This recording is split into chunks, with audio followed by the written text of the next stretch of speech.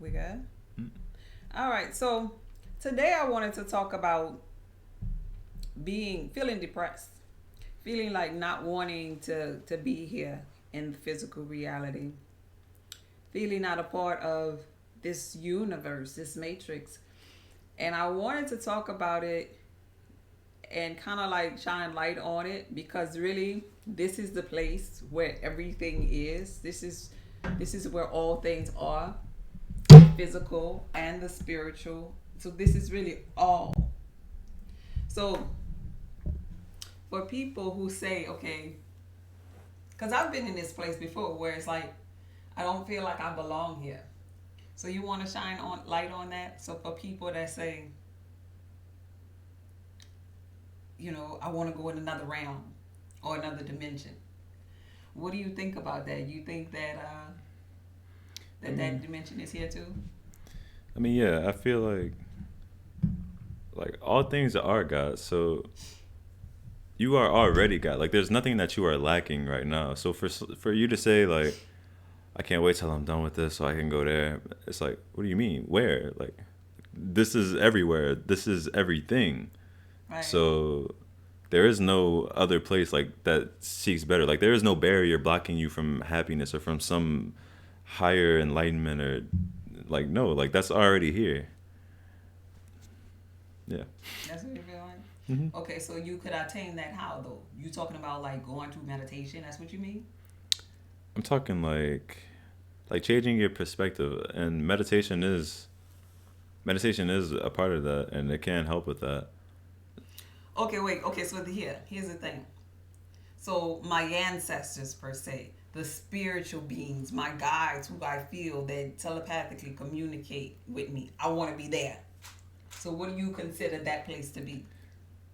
So wherever they communicate with you at, wherever you're at, they're there too. Like there is no other side or spiritual realm. Like yeah, Well, why do I feel I like where this is going. Why do I feel depressed though? Why do I feel like I'm not with them?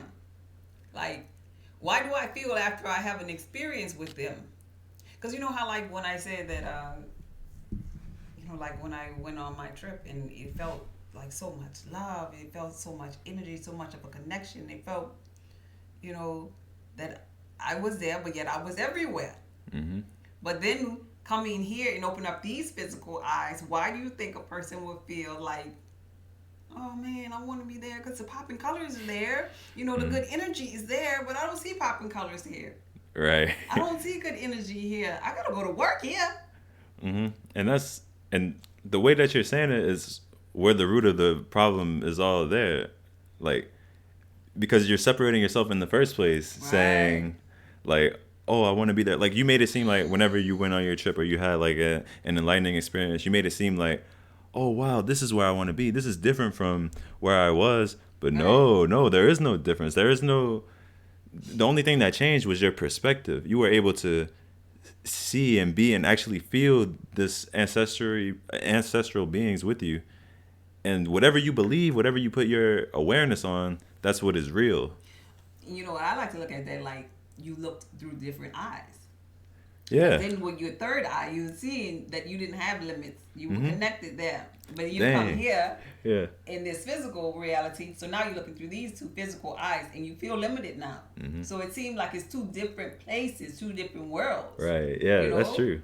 That's what it is. Uh-huh. To me, I feel Yeah, you bring up a good point, because when you look with these two eyes, what these two eyes always see is what's best for this person. So this physical, yeah, this exactly. physical So person. my two eyes are looking at what's best for this physical Jared. Right. But we need to be looking with this eye and become nobody, bodiless. We are formless. We are God.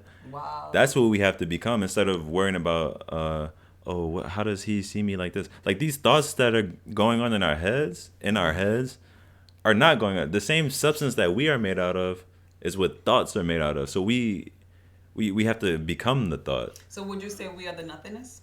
We are precisely, yeah. We are the nothingness. Everything that we trick ourselves in, The it's like we see nothingness. this physical stuff and we're like, oh yeah, this is us too. Like, and then we just ignore the space in between, like the space in between my two hands right now. Mm-hmm. The space in between my two hands. Like we ignore this. We see the hands, but we ignore the space. Our eyes try to ignore, like, brush away stuff that it seems unimportant, but everything is God, so Mm-hmm. all of it is important. There's nothing that you can actually ignore. And so I think that the people in general get depressed because Hmm. of that illusion. They looking through these eyes instead of this eye, and Yeah, not being able to get to that happy medium, that happy place, and not wanting to be here, wanting to be there when it's like they was tricked yeah. because here is there. You're right. You're everywhere. Exactly. Yeah. So what about this though? I just thought about this because this actually happened to me last night when I was walking in the dark. I literally turned the light off to walk here, and I really couldn't see well, but I started smiling in the darkness because it was like, hmm, I'm in the dark. Yeah. I am the darkness. I am this part of this Mhm. here nothingness. This is like, oh, this is like home. I can Right. understand that now and respect that now, but years ago I didn't. Yeah. And so the darkness, what about this people that feel eerie in the darkness? Eerie in like the woods, or like looking at the dark sky and in your bedroom with no lights on and you can't see where you're going. Yeah, it would seem eerie because that's the thing. We use these two eyes right here so much, and we use it to identify, Yeah. and, like, we've made, like, throughout all of the years, we made so many, like, identifications, and, like, we connected things together. So, like, when we see this, that means this, that means this. It brings up this feeling, Right. but that, like, that's automatic responses that we have just because of the thing that we saw. Yeah, you're right about that. And so if we pay more attention to the feelings and how we feel, and then we watch what happens on the outside, like, watch how you change your feeling, how everything on the outside changes. It's not me moving my hand to do something and then that gave me pleasure. It's me feeling the pleasure, so Right. I moved my hand. Like we have it backwards. We have, like, the way that we view cause and effect, Mm-hmm. like, kind of backwards. We are the nothingness causing the body to do something. So when we have the thought, when we have the Yes. thing, then the body does something. But we kind of trick ourselves and, like, forsake ourselves, give up our power, and let the body just do automatic responses all day. Yeah. And then we're just sitting here living on On autopilot. autopilot. A lot of And people living on autopilot. yeah, Matter of fact, I posted something about watching the news and stuff and how people could get so fixated on watching the news, watching the stories, not realizing that we are the creators. Through thought, we are running the show. It's not the news. It's not the weatherman telling us what will be. It's us saying, oh, we probably see what the weatherman has predicted for the next 7 days. But it's our energy focused on that that's yeah. creating that weather. It is not what the weatherman is saying up there. It is our energy that's focused on the accidents in the murders, Hmm. whatever, that's making it more and more. And for those people that sit there and watch those things, they're creating their reality. Because then you find when you go to Instagram, you see more accidents and more murders. Yeah. When you turn on the TV, when you look outside, when you go to Mardi Gras, when you go to travel, everywhere you go, you're creating more of that because that's what you're giving your attention to. A lot of people think or act on autopilot in the physical reality. And because of that, I feel like back to this topic, depression comes from the autopilot mode. Right. It Because does. you are God, but you're not creating your reality. You're not driving the vehicle. You sitting on the passenger side, the vehicle was just, you know, your empty seat driving itself pretty much, and you wonder why you're hitting all these bumps, wonder why you're running into the building, you wonder why the back of the car on fire, because you need to take the wheel over your life and be the God that you were predestined to be in the physical reality, because everything is here in this physical reality. And for a long time I didn't think that way. A long time I used to feel like I want to go there, I feel separated, it's so much fun there, and it's like I gotta work here, I gotta, do physical things here. I gotta go to the gym. I gotta go, to the grocery store physically. Yeah. And so And, like, there is instant manifestation. yeah, it is. Instant. And the reason, like, a lot of people on autopilot get so antsy and stuff is because, like, they're sitting there waiting for something to react to. Like, we are these gods, but if we're running on autopilot, we're just sitting there like la la la, and we're like we don't want to give all of our attention to something because a lot of things seem boring. Like we start to ignore some things, and we're looking for something to get us excited. So, oh snap, some drama over here, and then we go there. We love drama. Yeah, exactly, and we create that. We put our energy into that. We love drama. And a lot of times, like your body kind of gets off on that feeling. It's like, oh yeah, drama. Oh, yes. like it brings you up. And like if you catch yourself sometimes, if you're just like walking in the street, and like sometimes we get bored, and you think about something in the past. Like maybe some of us are addicted to feeling sad, so we think about a situation in the past. It brings up those same emotions because if we think about it, we're bringing it to our reality, the forefront right now. So that causes our body to release the chemicals to feel sad. So we're thinking about the time we embarrass ourselves, we peed on ourselves. So even though that day happened a couple weeks ago, we'll bring it up right now just to get that emotional. Yeah, like something embarrassing. We peed on ourselves in front of all our friends. And then even though that been happened, nobody even think about that. But you're going to sit there and you're going to think about it and release those chemicals. All of that. Yeah, and bring it up right now just so your body could get that feeling like, oh, okay, this is what it feels to feel embarrassed, like bad. Like, it's not that you want to be, but that's all you've ever gave your attention to. That is so crazy because I asked these, and I know you didn't look at my Facebook page, but I asked that same question too on my page. Like, why do we like drama? Yeah. You know, it seems like some people gravitate towards drama. Mm-hmm. But I feel like the purpose for that is because that we're here for the thrills and chills and excitement too. We kind of like that. Some people get an eerie feeling just going back to the news, like, oh, you heard such and such died. You saw that? That was a dead body. Oh, you know, like, you know, in a eerie kind of way. I think some people like it, and not only because they want to cover up them being full of drama, because you know, like attracts like.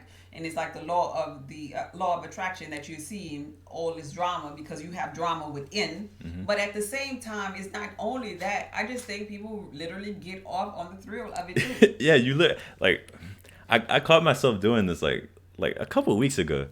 I was out with my friends and I was talking to this chick, and I guess I got confused in the conversation, and like I thought I made myself look stupid or something, and then afterwards. Like a couple of minutes later, like we're still hanging out, but I allowed my awareness to drift to that situation again. I started thinking about that, and then like I started feeling my head, like get like start like releasing the chemicals of feeling like that embarrassing situation. And then I caught myself and I was like, wait, what am I doing? Like it's like my body's trying to get more of that, like get off on. Like it's like a drug. We get addicted to these. Yeah. Because we are the drug. Yeah, we are everything. Exactly. You know, just like I was talking about in my a marijuana clip. We are the DMT. We can take ourselves on the dimethyltryptamine trip without the marijuana, you know? That is crazy. And it reminded me of the other night. Remember the other night when the fan was spinning real, real fast? Mm-hmm. And I was just sitting there and I was like, and you were like, watch this, Mom. I'm about to jump up. And I'm about to, remember that crazy stuff? Yeah. I'm about to jump up and I'm going to stick my hand up in there and I'm going to stop the fan. I'm like, but why? But why? You like that drama, huh? You like it. That's really how it is. Yeah, we get a little high from that. Just because we're thrill seekers, and I just think that we all want to explore. And that's even for like some of the conscious leaders that aren't so conscious, that have a lot of drama with them, that like to debate and stuff like that. But you will see that a lot of people go and tune into that because, ooh, yeah, they battling, ooh. You know? Yeah. We generate, even like with drama reality shows, you know? Mm-hmm. People gravitate to that because its energy is like, ooh, it's excitement. Where the popcorn? Where my tea at? Ooh, girl, guess what's happening tonight? Yeah. You know? Yeah. Yeah. That's a beautiful thing, though, that we could better understand that. And if you could understand that, you could understand depression. You could understand why people just give up in life and don't want to be here in the physical reality, thinking that the other side or in third eye dimension that things are better or different. But we cycle back and we come here because this is where everything is. This is the leading edge of creation. Right. This is the beginning and the end. Just like in the biblical text, the author and the finisher. This is what we cycle. We're the past, present, and the future right here. Yeah. Our ancestors, us, all energy is here in this realm, and we are forever growing and expanding in this boundless universe. So go ahead. That's why that's really the foundation of all things. It's important to know that. like we have to be careful like about the way that we talk sometimes too. Like we often want to say like, oh, I want to go here. Like we speak from a position of lack. So like, oh, I want this, but like by saying you want this, that implies that you don't have it right now. Right. Which isn't true because you have everything right now. Right. You have to be able to feel like you have it before you actually Before have you it. get it. And that's how you manifest. And that's how you create. Yeah, that's how manifestation works. So a lot of us, whenever we feel depressed or anxious, right, we have to say, oh, I just want to feel happier. Like, dang, I'm so tired of these voices in my head. Like, I'm so tired of feeling this way. Blah blah blah. But right, like that's a part of you. You have to, before that thought came, there's your innate true intuitive self like calling you like, hey, come this way. Like there's everything is for a reason. You like know, just like we just said, past, present, and future. So when you're trying to manifest, you have to go to the future you. Yeah, you have to go there. Go there. See everything. See that you already have it. Mm-hmm. Bring that back to your present and wait for it to show up. It's like defying like time, you know? Yeah, it really is. And you can create any kind of feeling, any emotion. Like it would actually open your mind like, oh wait, I was viewing this one emotion in a very limited way, like excitement, for example. There's a bunch of different kinds of excitement. You have to allow yourself to feel excitement right, without anything happening around you, without any cue from the external environment.